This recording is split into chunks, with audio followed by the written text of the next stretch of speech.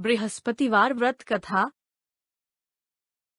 जो भी इस कथा को सुनता है उस व्यक्ति के जीवन में सुख शांति बनी रहती है और साथ ही तमाम तरह की दुख और परेशानियां दूर होती हैं।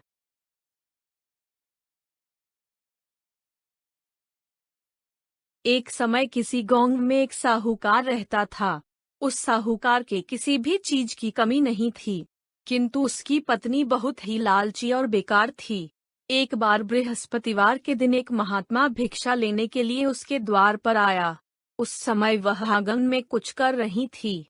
इस कारण वह साधु महात्मा से कहने लगी, मैं घर का काम कर रही हूँ, इस समय मैं कुछ नहीं दे सकती, फिर कभी दोबारा आना। यह सुनकर वह महात्मा वहां से खाली हाथ चला गया।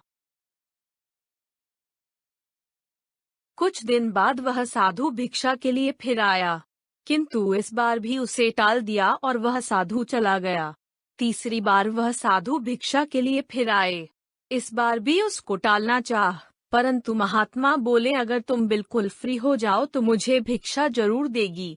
साधु की बात सुनकर वह साहूकारनी बोली, हों महाराज, यदि ऐसा हो जाए तो आपकी बड़ी कृपा होगी। महात्मा ने कहा, मैं तुम्हें एक उपाय बताता हूँ। तुम बृहस्पतिवार के दिन सुबह जल्दी उठो और पूरे घर में झाड़ू लगाकर कूड़ा घर के एक कोने में रख दो।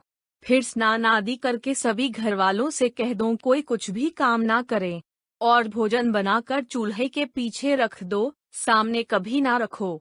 संध्या के समय अंधेरा होने के बाद दीपक जलाया करो।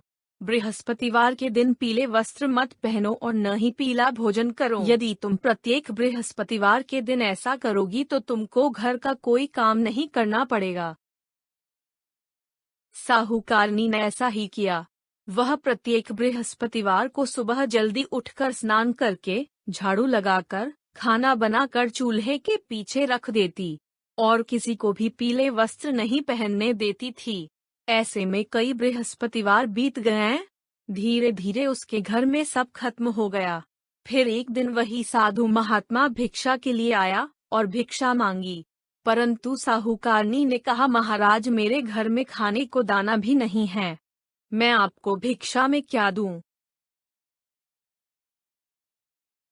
सेठानी की यह बात सुनकर साधु ने कहा, जब तुम्हारे घर में सब कुछ था तब भी तुम कुछ नहीं देती थी, और अब तो पूरा पूरा अवकाश है तब भी तुम कुछ नहीं दे रही। आखिर तुम क्या चाहती हो वह कहो। तब साहूकारनी ने दोनों हाथ जोड़कर प्रार्थना की, हे महाराज, अब कोई उपाय ऐसा बताओ कि मेरे पहले जैसे धन धान्य हो जाए। अब मैं वचन देती हूँ, जैसा आप कहोगे वैसा ही करूँगी।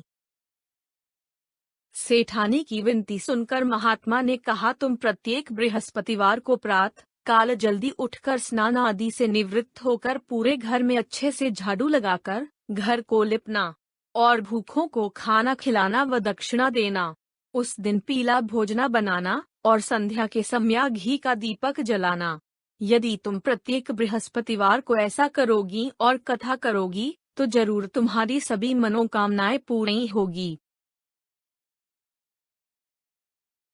अब वह सेठानी वैसा ही करने लगी। ऐसे में धीरे धीरे उसका घर पहले जैसा ही हो गया।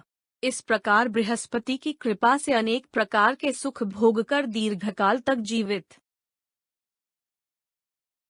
जय विष्णु भगवान की जय।